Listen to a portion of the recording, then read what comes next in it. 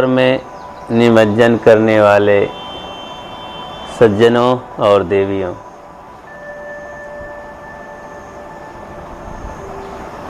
जीवन में हमारे बुद्धि एक चश्मा है। इसे चश्मे से हम देखते हैं,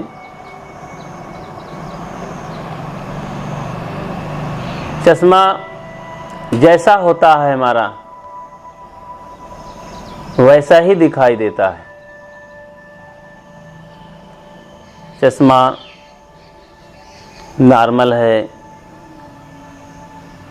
तो वैसा दिखाई देता है साफ,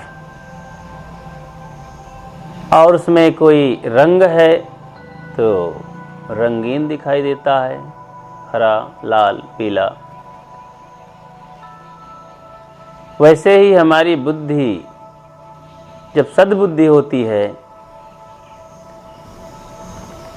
तो जैसा का तैसा समझ में आता है। बुद्धि में हमारे भ्रम है तो वास्तविकता ही कुछ और हो जाती है। जो चीज नहीं होती वही दिखाई देती है, और विपरीत बुद्धि, भ्रमित बुद्धि हो जाने पर तो और बिगड़ जाती है दशा। आदमी इसीलिए तो बहुत दुखी है। आज इसी का परिणाम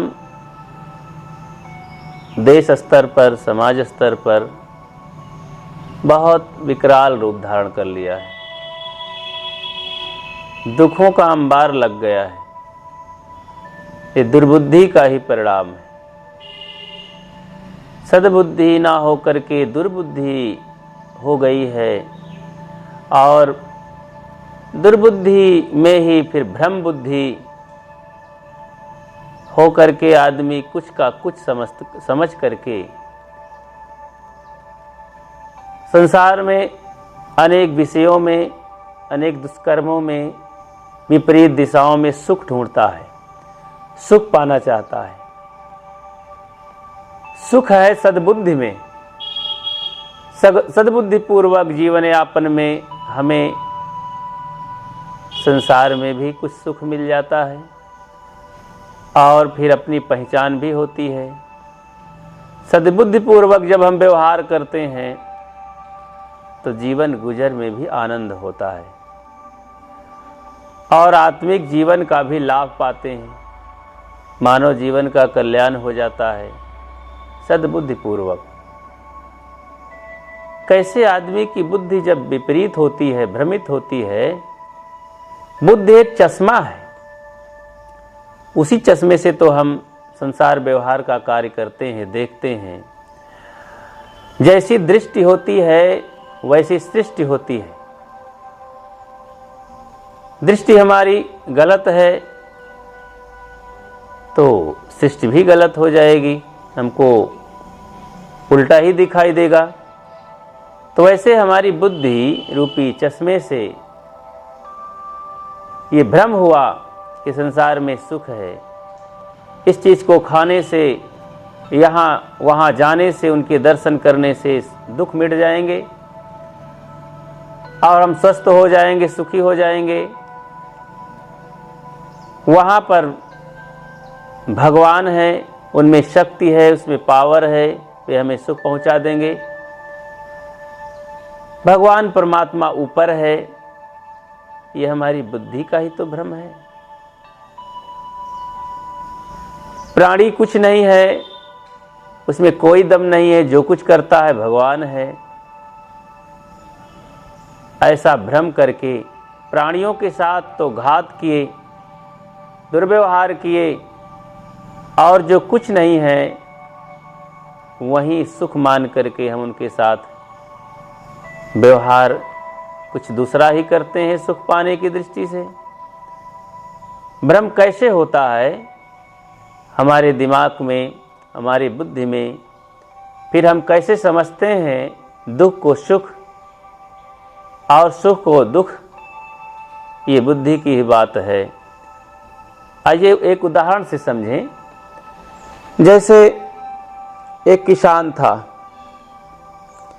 किसान हल चलाते समय अपने खेत में कहीं एक वस्तु पा गया, उसे हाथ में उठाया, साफ किया कपड़े से, अपने दृष्टि गड़ाया तो देखा कि एक उसमें चित्र दिखाई दे रहा है। उसे याद आया कि ये तो मेरे पिताजी हैं, क्योंकि वो था दर्पण। दर्पण जब साफ हो गया तो उसी का चित्र दिखाई देने लगा, उसी किसान का। किसान को भ्रम हुआ कि ऐसा तो मेरे पिताजी थे, क्योंकि पिताजी कुछ ही वर्ष पहले खत्म हो गए थे। पिताजी का शक्ल तो उन्हें याद ही था, उनके दिमाग में था ही। पिता का शक्ल कौन भूल जाता है।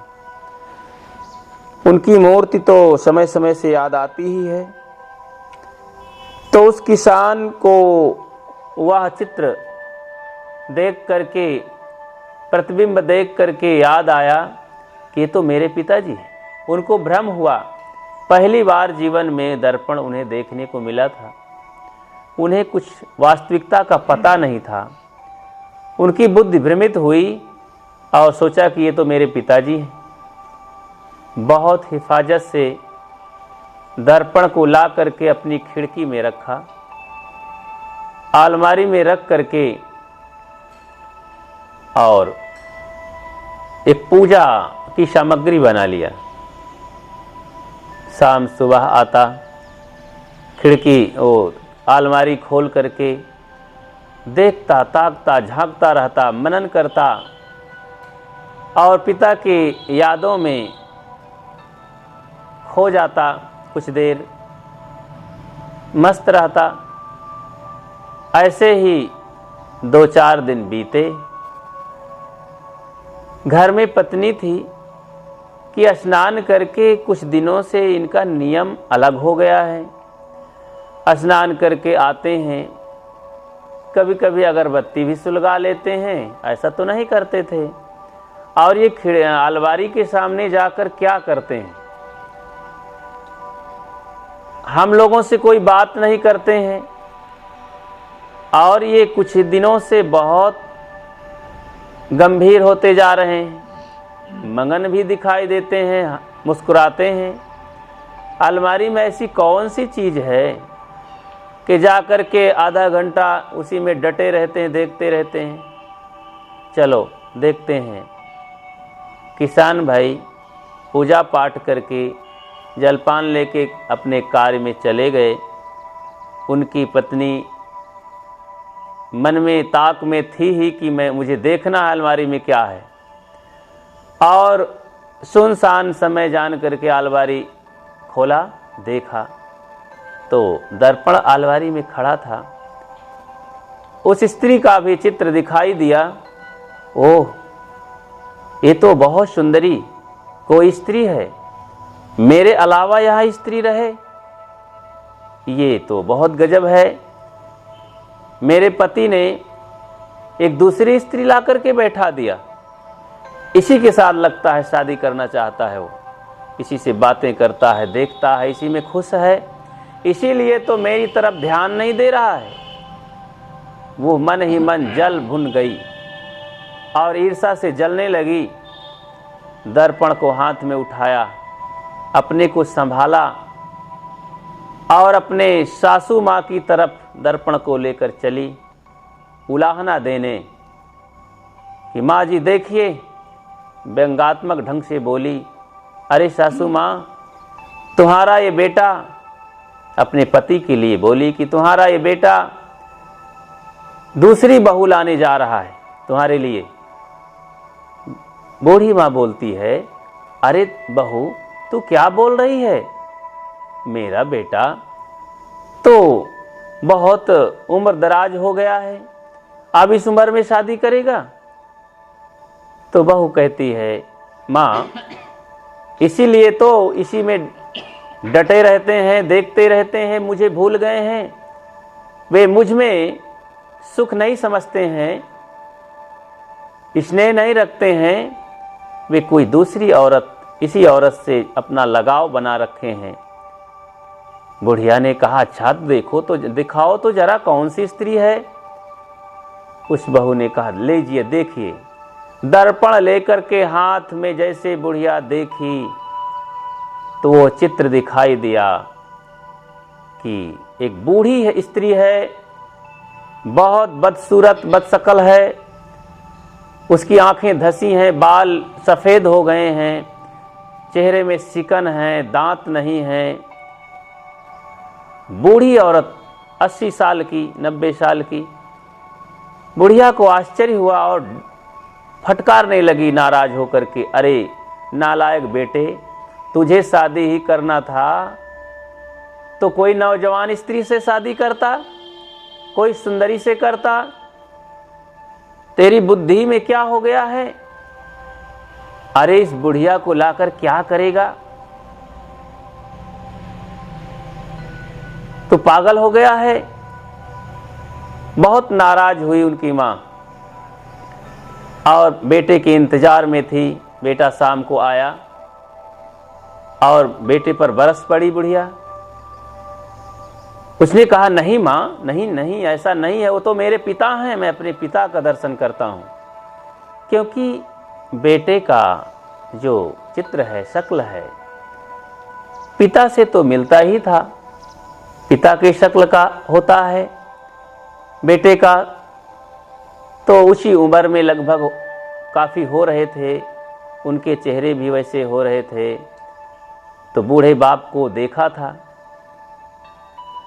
तो बुढ़िया ने कहा, नहीं नहीं, तो इस बुढ़िया से शादी करना चाहता है। बेटे ने कहा, नहीं माँ। इसी बात को लेकर के तीनों आपस में झगड़ रहे थे, परेशान थे, बहुत दुखी थे।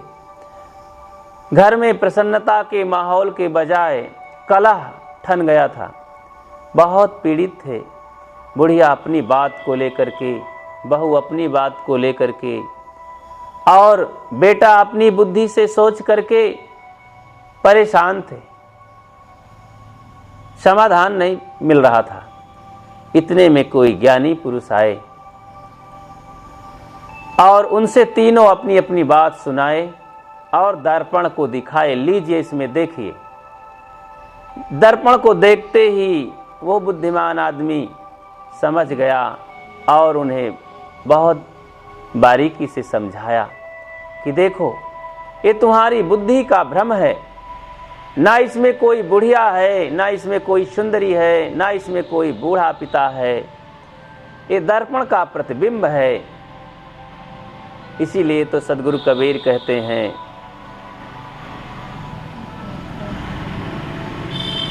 जो दर्पण प्रतिबिंब देखिए आप धुन मा सोए, यह तत्व से वह तत्व है, याही सेवा होए। अरे ये तो दर्पण का कमाल है। दर्पण में प्रतिबिंब बन ही जाता है। जो भी दर्पण में सामने आता है उसका चित्र बन ही जाता है, उसका प्रतिबिंब दिखाई देता है। मनुष्य जैसा अपना चेहरा बनाता है वैसा हो जाता है। उसके सामने कुत्ते, बिल्ली, जानवर कोई भी आए उसका चित्र बन जाएगा। और काला गोरा जैसा भी चित्र होगा वैसा दिखाई देगा। जैसे एक कुत्ता कांच के मंदिर में गया और वहां पर उसे एक दूसरा कुत्ता दिखाई दिया। कुत्ते कुत्ते से जानी दुश्मनी होती है और पुश्तैनी मानो उनकी दुश्मनी होती है, बैरी होते हैं। दूसरे कुत्ते को देखकर और भौंकने लगा, मुख फाड़ने लगा। इतने में दर्पण में वैसी ही क्रिया दिखाई दी, प्रतिबिंब दिखाई दिया और उसी में भौंक भौंक करके कुत्ता परेशान हुआ और उसी में दांत मार मार करके मर गया। वैसे ही मनुष्य अपनी बुद्धि से यहाँ आकलन करके, सोच करके, भ्रमित हो करके परेशान हो गया, दुखी हो गया। इन्हीं अपने इंद्रियों के विषयों में, भोगों में दुखी हुआ, परेशान हुआ, असलियत को भूल गया कि आखिर ये कहाँ से, स्रोत कहाँ से है, देखने का स्रोत कहाँ से है, सुनने का कहाँ से है, इंद्रियां कहाँ से संचालित हैं, ये अनुभव कहाँ से हो रहा है। क्या इंद्रियों में दम है? क्या आंखें देख रही हैं? क्या कान सुन रहे हैं? अरे इन कानों से, इन आंखों से तो देखने वाला कुछ और ही है। हम अपनी बुद्धि को ठीक करें, साफ करें, शुद्ध करें। दर्शन को दिल चाहिए तो दर्पण मांजत रहिए, दर्पण में लागी काई तो दरस कहां से पाई। हम अपनी बुद्धि को साफ करें। भगवान का दर्शन चाहते हैं, सुख शांति चाहते हैं, जीवन में सुधारना चाहते हैं, तो बुद्धि को साफ करें। ये बुद्धि रूपी चश्मे से हम सही तरीके से देखना आरंभ करें। बुद्धि हमारी ठीक हो जाएगी तो हमें परमात्मा हमारे अंदर ही दिखाई देने लगेगा, और वो दिखाई नहीं, वो स्वयं हो जाएगा। स्वयं परमात्मा वो है जो खोज रहा है, वही तो परमात्मा है। ये तो भ्रमवश कहा गया है, रवि खोजन रवि ही चले, शशि खोजन शशि जाए। भोजन तो भूखा फिरे, कैसे तृषा बुझाए। अब सूर्य ही सूर्य को खोजने चला, चंद्रमा स्वयं चंद्रमा खोजने को चली, पानी ही प्यासा मरने लगा। भूखा, भोजन ही भूखा हो गया तो कैसे भूख मिटेगी, कैसे प्यास मिटेगी। आत्मा ही स्वयं भ्रमित हो करके अपनी बुद्धि से खोजने चला संसार में सुख, इंद्रियों के भोगों में सुख खोजने चला, विषयों में खोजने चला, परमात्मा खोजने चला, और यही मान मान करके अपने दुर्बुद्धि के परिणाम में जहां कुछ नहीं है वहीं मान लिया सब कुछ, तो आखिर दुख कौन भोगेगा। जहां दुख है वहीं सुख मान लिया, वहीं उसे सुख दिखाई देने लगा। ये इसीलिए तो दुख भोग रहा है। जहां नहीं तहां सब कुछ जानी, जहां है तहां ले पहचानी। बुढ़िया भ्रमित हुई, अपने कमरे में कुछ अपने कपड़े सिल रही थी और कुछ कार्यवश बाथरूम की तरफ गई, हाथ पैर धुली, लौटी, देखी कि सुई नहीं है, खो गई। खोजने लगी, खोजते खोजते सड़क पर आ गई। सड़क पर कुछ झुकी हुई, नजर गड़ाए हुए जमीन पर खोज रही थी। इतने में एक नौजवान आया, माँ जी क्या खो गया है, कुछ खोज रही हो? हाँ बेटा, मेरी सुई खो गई है। नौजवान भी जमीन में नजर गड़ाया और खोज रहा था कि माँ का सहयोग कर दूं। जब नहीं मिली वस्तु, सुई, तो उस नौजवान ने पूछा, अरे माँ, सुई कहाँ खोई है तुम्हारी? उसने कहा, बेटा सुई तो कमरे में खोई है, वहीं मैं कपड़े सिल रही थी। नौजवान चौंका, उसने कहा तो कमरे में खोजना चाहिए। उसने कहा, नहीं बेटा, अब यहाँ पर प्रकाश है, नगर पालिका की बत्ती जल रही है, कमरे में तो अंधेला है। नौजवान ने कहा, अरे बूढ़ी माँ, तेरी बुद्धि में क्या हो गया है? अरे कमरे में जहाँ सुई खोई है वहीं प्रकाश करो, प्रकाश जलाओ, वही चीज मिलेगी। यहाँ तुम जिंदगी भर खोजती रहो, सुई नहीं मिलेगी। चाहे जितना प्रकाश, हजारों बल्बों का प्रकाश करो, यहाँ सुई नहीं मिलेगी। तो जहाँ जो वस्तु है वही मिलेगी। इसी तरह हम दुनिया के प्रकाश में खोजते हैं। अरे अपने भीतर प्रकाश करो, भीतर अंधेला है। रोशनी कोर्ट किलों में है, रोशनी फैक्ट्री और मिलों में है, रोशनी खूब महफिलों में है, पर अंधेला सभी दिलों में है। हमारे दिल में अंधेला है, हमारी बुद्धि में अंधेला है। इसलिए अपनी बुद्धि को ठीक करें, अपने बुद्धि रूपी चश्मे को ठीक करें, ये चश्मा ठीक हो जाएगा तो साफ दिखाई देगा।